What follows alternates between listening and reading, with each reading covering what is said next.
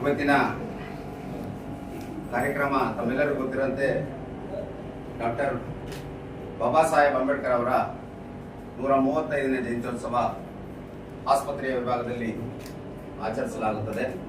ಆದ ಕಾರಣ ಮೊದಲನೇದಾಗಿ ಸ್ವಾಗತವನ್ನು ಕೋರುತ್ತೇನೆ. ಮುಖ್ಯ ವೈದ್ಯಾಧಿಕಾರಿಗಳಾದ ಡಾಕ್ಟರ್ ಆನಂದ್ ಎಂಕೆ ಅವರಿಗೆ ಸ್ವಾಗತವನ್ನು ಕೋರುತ್ತೇನೆ. ಅದೇ ರೀತಿ ಪ್ರಭಾರಿ ಹಿರಿಯ ವ್ಯವಸ್ಥಾಪಕರ ಮಾನವ ಸಂಪನ್ಮೂಲ ಡಾಕ್ಟರ್ ಎನ್ನೂರಪ್ಪ ಸಾಹೇಬರವರಿಗೂ ಸ್ವಾಗತ ಕೋರುತ್ತೇನೆ. ಅದೇ ರೀತಿ CIT ಪ್ರಧಾನ ಕಾರ್ಯದರ್ಶಿ ಆದಂಥ SM ಶಫಿ ಸಾಹೇಬ್ ಅವ್ರಿಗೂ ಸ್ವಾಗತ ಕೋರುತ್ತೇನೆ. ಅದೇ ರೀತಿ ಇನ್ನೂರ ವೈದ್ಯಾಧಿಕಾರಿಗಳಂತ ಡಾಕ್ಟರ್ ಸಂತೋಷ್ ಸರ್ ಅವ್ರಿಗೂ ಸ್ವಾಗತ ಕೋರುತ್ತೇನೆ. ಅದೇ ರೀತಿ ಮಾನವ ಸಂಪನ್ಮೂಲ ಅಧಿಕಾರಿಗಳಂತ ಸುರೇಶ್ ಆರ್ಸಿ ಅವ್ರಿಗೂ ಸ್ವಾಗತ ಕೋರುತ್ತೇನೆ. ಅದೇ ರೀತಿ ವಿಶ್ವನಾಥ್ ಸಾಹೇಬ್ ಅವ್ರಿಗೂ ಸ್ವಾಗತ ಕೋರುತ್ತೇನೆ. ಅದೇ ರೀತಿ ಪರಿಶಿಷ್ಟ ಜಾತಿ ಹಾಗೂ ಪರಿಶಿಷ್ಟ ಪಂಗಡದ ಅಧ್ಯಕ್ಷರು ಮತ್ತು ಪ್ರಧಾನ ಕಾರ್ಯದರ್ಶಿ ಅವ್ರಿಗೂ ಸ್ವಾಗತವನ್ನು ಕೋರುತ್ತೇನೆ. ಅದೇ ರೀತಿ ಆಸ್ಪತ್ರೆಯ ಸಿಬ್ಬಂದಿ ಹಾಗೂ ಎಲ್ಲರಿಗೂ ಸ್ವಾಗತವನ್ನು ಕೋರುತ್ತೇನೆ. ಹಾಗೂ ನನ್ನ ಬಾಬಾ ಸಾಹೇಬ್ ಅಂಬೇಡ್ಕರ್ ಕಾರ್ಯಕರ್ತರ ಅಭಿಮಾನಿಗಳಿಗೂ ನಾನು ಸ್ವಾಗತವನ್ನು ಕೋರುತ್ತೇನೆ. ಮೊದಲನೇದಾಗಿ ಇಲ್ಲಿ ಸೇರಿರುವಂಥ ಮಾಧ್ಯಮ ಮಿತ್ರರು, ಪತ್ರಕರ್ತರು ಅವ್ರಿಗೂ ಸ್ವಾಗತವನ್ನು ಕೋರುತ್ತೇನೆ. ಪ್ರಥಮದಾಗಿ ಕಾರ್ಯಕ್ರಮ ಪ್ರಾರಂಭಕ್ಕೆ ಮುಂಚೆ ಬಾಬಾ ಸಾಹೇಬ್ ಅಂಬೇಡ್ಕರ್ ಅವರ ಭಾವಚಿತ್ರಕ್ಕೆ ಮಾಲಾರ್ಪಣೆ ಯಮನೂರು ಸಾಹೇಬರಿಂದ ನಡೆಸ್ಕೊಡ್ಬೇಕಂತ ಕೇಳುತ್ತೇನೆ. ಮಾಡಿಸಿದ ಪೂಜೆ ಮಾಲಾರ್ಪಣೆ. ಹಟ್ಟಿ ಚಿನ್ನದ ಗಣಿ ಕಂಪನಿ ಆಸ್ಪತ್ರೆಯಲ್ಲಿ ಭಾರತದ ಮಹಾನ್ ಸಂವಿಧಾನ ಶಿಲ್ಪಿ ಡಾಕ್ಟರ್ ಬಿಆರ್ ಅಂಬೇಡ್ಕರ್ ಅವರ 135ನೇ ಜಯಂತಿಯನ್ನು ಭಕ್ತಿಭಾವದಿಂದ ಹಾಗೂ ಗೌರವಪೂರ್ವಕವಾಗಿ ಆಚರಿಸಲಾಯಿತು. ಈ ಕಾರ್ಯಕ್ರಮವು ಸಮಾಜದಲ್ಲಿ ಸಮಾನತೆ, ಶಿಕ್ಷಣ ಮತ್ತು ಸಾಮಾಜಿಕ ನ್ಯಾಯದ ಮೌಲ್ಯಗಳನ್ನು ಮತ್ತೊಮ್ಮೆ ನೆನಪಿಸುವ ಮಹತ್ವದ ಕ್ಷಣವಾಗಿ ಪರಿಣಮಿಸಿತು. ಕಾರ್ಯಕ್ರಮದ ಆರಂಭದಲ್ಲಿ ಹಟ್ಟಿ ಚಿನ್ನದ ಗಣಿ ಕಂಪನಿಯ ಅಧಿಕಾರಿಯಾದ ಯಮನೂರಪ್ಪ ಅವರು ಡಾಕ್ಟರ್ ಅಂಬೇಡ್ಕರ್ ಅವರ ಭಾವಚಿತ್ರಕ್ಕೆ ಹೂವಿನ ಹಾರ ಹಾಕುವ ಮೂಲಕ ಪುಷ್ಪನಮನ ಸಲ್ಲಿಸಿದರು. ನಂತರ ಆಸ್ಪತ್ರೆಯ ಮುಖ್ಯ ವೈದ್ಯಾಧಿಕಾರಿಗಳಾದ ಡಾಕ್ಟರ್ ಆನಂದ್ ಹಾಗೂ ಡಾಕ್ಟರ್ ಸಂತೋಷ್ ಅವರು ಸಹ ಭಾವಚಿತ್ರಕ್ಕೆ ಗೌರವ ನಮನ ಸಲ್ಲಿಸಿದರು. ಈ ಸಂದರ್ಭದಲ್ಲಿ ಮಾತನಾಡಿದ ಡಾಕ್ಟರ್ ಸಂತೋಷ್ ಅವರು, ಡಾಕ್ಟರ್ ಅಂಬೇಡ್ಕರ್ ಜಯಂತಿ ಎಂದರೆ ಕೇವಲ ಒಂದು ಆಚರಣೆಯಲ್ಲ, ಅದು ಸಮಾನತೆಯ ಸಂಕೇತ. ಅಂಬೇಡ್ಕರ್ ಅವರ ಜೀವನ ಹಾಗೂ ಸಾಧನಗಳನ್ನು ಸಂಪೂರ್ಣವಾಗಿ ವಿವರಿಸಲು ಒಂದು ಗ್ರಂಥವೇ ಸಾಲದು.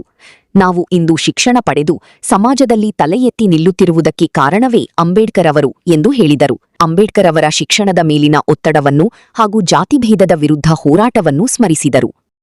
ಜೈ ಭೀಮ್, ಜೈ ಭೀಮ್, ಜೈ ಭೀಮ್, ಜೈ ಜೈ ಜೈ ಜೈ ಭೀಮ್, ಜೈ ಭೀಮ್, ಜೈ ಭೀಮ್, ಜೈ ಜೈ ಜೈ ಜೈ ಭೀಮ್, ಜೈ ಭೀಮ್, ಜೈ ಭೀಮ್, ಜೈ ಭೀಮ್. ಆನಂದ್ ಎಂಕೆ ಅವರಿಗೆ ಧನ್ಯವಾದಗಳು. ಅದೇ ರೀತಿ ಈ ಒಂದು ಕಾರ್ಯಕ್ರಮದಲ್ಲಿ ಭಾಗವಹಿಸಿದಂಥ ಎಲ್ಲರಿಗೂ ಧನ್ಯವಾದಗಳು.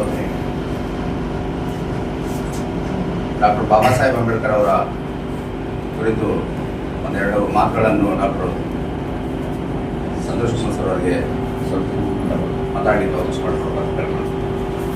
ಎಲ್ರಿಗೂ ಶುಭೋದಯ. ಇಲ್ಲಿ ಸಭೆಗೆ ಆಗಮಿಸತಕ್ಕಂತಹ ಪ್ರತಿಯೊಬ್ಬರಿಗೂ ಸ್ವಾಗತವನ್ನು ಕೋರ್ತಾ, ಈ ದಿನ ಏಪ್ರಿಲ್ 14 ಅಂಬೇಡ್ಕರ್ ಜಯಂತಿಯವರ ಜಯಂತಿಯನ್ನು ನಾವು ಸಮಾನತೆಯ ದಿನ ಎಂದು ಸಹಿತ ಆಚರಣೆ ಮಾಡ್ತಾ ಇದ್ದೀವಿ. ಅಂಬೇಡ್ಕರ್ ಅವ್ರ ಬಗ್ಗೆ ಹೇಳ್ತಾ ಹೋದ್ರೆ ಗ್ರಂಥಗಳೇ ಸಾಲಲ್ಲ. ಯಾಕೆಂದ್ರೆ ನಾನು ಇಲ್ಲಿ ನಿಂತು ಏನು ಮಾತಾಡ್ತಿದ್ದೀನಲ್ಲ, ಅದಕ್ಕೆ ಕಾರಣನೂ ಸಹಿತ ಅಂಬೇಡ್ಕರ್. ಮಧ್ಯಪ್ರದೇಶ ಮಾವು ಗ್ರಾಮದಲ್ಲಿ ಜನಿಸ್ತಾರೆ. ಅವರ ಶಿಕ್ಷಣ ಈ ರೀತಿ ನಮ್ಮ ತರ ಶಿಕ್ಷಣ ತುಂಬಾ ಕಷ್ಟಪಟ್ಟು, ಯಾಕಂದ್ರೆ ಜಾತಿ ವ್ಯವಸ್ಥೆ ಇತ್ತು, ವರ್ಣ ವ್ಯವಸ್ಥೆ ಇತ್ತು, ಆ ಮನುಸ್ಮೃತಿ ಅವ್ರಿಗೆ ಪ್ರಶ್ನೆ ಆಗ್ತಾ ಇತ್ತು, ನನಗೆ ಯಾಕೆ ಆ ತರ ತಾರತಮ್ಯ ಮಾಡ್ತಾ ಇದ್ದಾರೆ, ಜಾತಿ ವ್ಯವಸ್ಥೆನಲ್ಲಿ ಯಾಕೆ ಭೇದ ಭಾವ ಮಾಡ್ತಾ ಇದ್ದಾರೆ, ಈ ಮನುಸ್ಮೃತಿಯಲ್ಲಿ ಯಾಕೆ ಈ ಜಾತಿ ವರ್ಣ ಭೇದಗಳು ಇದಾವೆ ಅಂತ ಹೇಳಿ ಅವ್ರಿಗೆ ತುಂಬಾ, ನಾವು ಓದಂತಹ ಶಿಕ್ಷಣ ಏನಿದೆ ಅದು ತುಂಬಾ ನಾಜೂಕಾಗಿ ಬಂದು, ಬಟ್ ಅವ್ರು ಪಟ್ಟಂತಹ ಪರಿಶ್ರಮದಿಂದ ಸಹಿತ ನಾವು ಈ ರೀತಿ ಮಟ್ಟಕ್ಕೆ ಬಂದಿದ್ದೀವಿ. ಅವರು ನಮ್ಮ ಭಾರತದ ಸಂವಿಧಾನದ ಪಿತಾಮಹ ಆದ್ರು, ಗರುಡ ಸಮಿತಿ ಅಧ್ಯಕ್ಷರಾದ್ರು, ಕಾನೂನು ತಜ್ಞರಾದ್ರು, ಅರ್ಥಶಾಸ್ತ್ರಜ್ಞರಾದ್ರು. ಅವ್ರು ಮಾಡ್ತಕ್ಕಂಥ, ಅವ್ರು ಪಡೆದಂತಹ ಶಿಕ್ಷಣ ನಮ್ಮ ಭಾರತ ವ್ಯವಸ್ಥೆಯಲ್ಲಿ, ನಮ್ಮ ಭಾರತದಲ್ಲಿ ಅತಿ ಹೆಚ್ಚು ಶಿಕ್ಷಣ ಪಡೆದಕ್ಕಂತಹ ವ್ಯಕ್ತಿ ಅಂತಂದ್ರೆ ಡಾಕ್ಟರ್ ಭೀಮರಾವ್ ಅಂಬೇಡ್ಕರ್.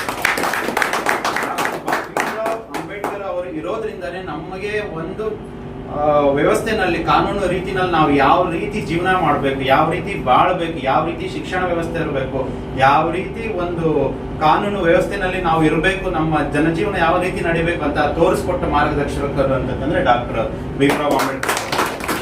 ಮತ್ತೆ ಮಹಿಳೆಯರ ಶಿಕ್ಷಣಕ್ಕಾಗಿ, ಮಹಿಳೆಯರಿಗೆ ತಾರತಮ್ಯ ಇತ್ತು, ಮಹಿಳೆಯರ ಶಿಕ್ಷಣಕ್ಕಾಗಿ ಅಥವಾ ಸತಿ ಪದ್ಧತಿ, ಸಾಗಮನ ಪದ್ಧತಿ ಅಥವಾ ಮಹಿಳೆಯರ ಆಚೆ ಬಂದು ಓದೋ ಪದ್ಧತಿನೇ ಇರ್ತಿರ್ಲಿಲ್ಲ. ವಾಕ್ ಸ್ವಾತಂತ್ರ್ಯ ಇರಲಿ, ಮತ್ತೆ ಶಿಕ್ಷಣದ ಹಕ್ಕೆ ಇರಲಿ, ಸ್ತ್ರೀ ಶಿಕ್ಷಣದ ಹಕ್ಕೆ ಇರಲಿ, ಸ್ತ್ರೀ ಸಮಾನತೆ ಹಕ್ಕು, ಪ್ರತಿಯೊಂದು ನಮ್ಮ ರೈಟ್ಸ್ ಏನು ಅಂತೀವಿ, ಹ್ಯೂಮನ್ ರೈಟ್ಸ್ ಬಗ್ಗೆ ಮೊದಲು ಧ್ವನಿ ಇರ್ತಕ್ಕಂತಹ ವ್ಯಕ್ತಿ ಡಾಕ್ಟರ್ ಮುಂಚೆ ರಾಜ ಮಹಾರಾಜರ ಕಾಲದಲ್ಲಿ ಏನ್ ಮಾಡ್ತಾ ಇದ್ವಿ ಅಂತಂದ್ರೆ ಯುದ್ಧಗಳನ್ನ ಆಡಿ ಖಡ್ಗಗಳನ್ನ ಇದು ಮಾಡ್ತಾ ಇದ್ವಿ. ಆ ವ್ಯವಸ್ಥೆ ಹೋಗ್ತಾ ಬಂತು. ಈಗ ನಮ್ಗೆ ಯುದ್ಧದಲ್ಲಿ ಖಡ್ಗ ಅಂತಂದ್ರೆ ಪೆನ್ನು, ಆ ಪೆನ್ ಬೇಕು ಅಂದ್ರೆ ಶಿಕ್ಷಣ, ಆ ಶಿಕ್ಷಣನೇ ಇನ್ನೊಂದು ಶಕ್ತಿನೇ ಡಾಕ್ಟರ್ ಭೀಮರಾವ್ ಆಚರಿಸಿದ್ರ ಜೊತೆಗೆ ಅಂಬೇಡ್ಕರ್ ಅವರ ಪ್ರತಿಯೊಂದು ಗುಣಗಳನ್ನ ಪ್ರತಿಯೊಂದು ನಮ್ಮ ಸ್ಮೃತಿ ಪಟಲದಲ್ಲಿ ಇಟ್ಕೋಬೇಕು. ಅಂಬೇಡ್ಕರ್ ಅವ್ರನ್ನ ನಾವು ಜೈ ಭೀಮ್ ಅಂತ ಹೇಳಿ ಕರಿತೀವಲ್ಲ, ಜೈ ಭೀಮನ ಅದರ ಶಿಕ್ಷಣದಿಂದ ಬಡವರ ಹುಟ್ಟೋ ತಪ್ಪಲ್ಲ, ಬಡತನದಿಂದ ನಾವು ಆಚೆ ಬರ್ಲಿಕ್ಕೆ ಒಂದೇ ಮಾರ್ಗ ಅಂದ್ರೆ ಶಿಕ್ಷಣ. ಅದಕ್ಕೋಸ್ಕರ ಯಾರಪ್ಪ ಅಂಬೇಡ್ಕರ್ ಇದನ್ನ ಮನಸ್ಸಿನಲ್ಲಿ ಇಟ್ಕೊಂಡು ನಾವು ಅವರ ಗುಣಗಳನ್ನ ಮನಸ್ಸಿನಲ್ಲಿ ಇಟ್ಕೊಂಡು ಪ್ರತಿಯೊಬ್ಬ ಮನೆಯಲ್ಲಿ ನಮ್ಮ ಮಗುಗೆ ಶಿಕ್ಷಣದ ಮಹತ್ವ ಮಾಡಬೇಕು. ಯಾಕಂದ್ರೆ ಶಿಕ್ಷಣ ಇದ್ರೇನೆ ನಾವು ಮುಂದೆ ಬರಕ್ ಸಾಧ್ಯ. Without education nothing is impossible. Knowledge ಏನಂತಾರೆ, ಶಿಕ್ಷಣದೇ ಪವರ್.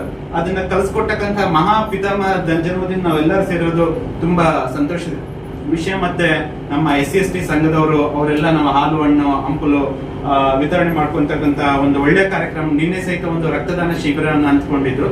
ಯಾಕಂದ್ರೆ ರಕ್ತದಾನ ಒಂದು ಮಹತ್ತರವಾದ ಒಂದು ಕಾರ್ಯ, ಜೀವದಾನ ಉಳಿಸ್ತಕ್ಕಂತ ಒಂದು ಇದೆಲ್ಲ ಹೆಂಗ್ ಸಾಧ್ಯ ಅಂದ್ರೆ ಎಲ್ಲ ಶಿಕ್ಷಣ, ಎಲ್ಲರೂ ನಾವೇನಾಗ್ತಿದ್ವಿ, ಇಂಪ್ರೂವೈಸ್ಡ್ ಆಗ್ತಿದೀವಿ. ಮುಂಚೆ ಏನ್ ಮಾಡ್ತಿದ್ವಿ, ಒಂದು ಆಚರಣೆ ಮಾಡ್ತಿದ್ವಿ, ಹೋಗ್ತಿದ್ವಿ. ಈಗ ಹಾಲು ಹಣ್ಣು ಹಂಪಲು ಒಂದು ರೋಗಿಗಳಿಗೆ ವಿತರಣೆ ಆಗ್ಲಿ, ರಕ್ತದಾನ ಮಾಡೋದಾಗ್ಲಿ, ಜೀವ ಉಳಿಸ್ತಕ್ಕಂಥ ಇದೆ. ಆದ್ರಿಂದ ಸಾಧ್ಯ ಶಿಕ್ಷಣದಿಂದ. ಆದ್ರಿಂದ ನನ್ನ ಒಂದು ಕಳಕಳಿ ವಿನಂತಿಯನ್ನು ಪ್ರತಿಯೊಂದು ಮನೆಯಲ್ಲೂ ಸಹಿತ ಒಂದೊಂದು ಬಾಬಾ ಸಾಹೇಬ್ ಅಂಬೇಡ್ಕರ್ ಗುಣಗಳ ಜೊತೆಗೆ ಶಿಕ್ಷಣದ ಮಹತ್ವವನ್ನು ಕೊಟ್ಟು ಅವರನ್ನ ನಾವು ರೂಪಿಸ್ಬೇಕು ಅಂದ್ರೆ ಶಿಕ್ಷಣದಿಂದನೇ ನಾವು ಬಾಬಾ ಸಾಹೇಬ್ ಅಂಬೇಡ್ಕರ್ ಅವರನ್ನ ಜೈ ಭೀಮ್ ಅನ್ನೋ ಘೋಷಣೆ ಮೂಲಕ ನಾವು ನಾನು ಇವೆರಡು ಮಾತುಗಳನ್ನ ಮುಗಿಸ್ತೀನಿ. ಜೈ ಭೀಮ್.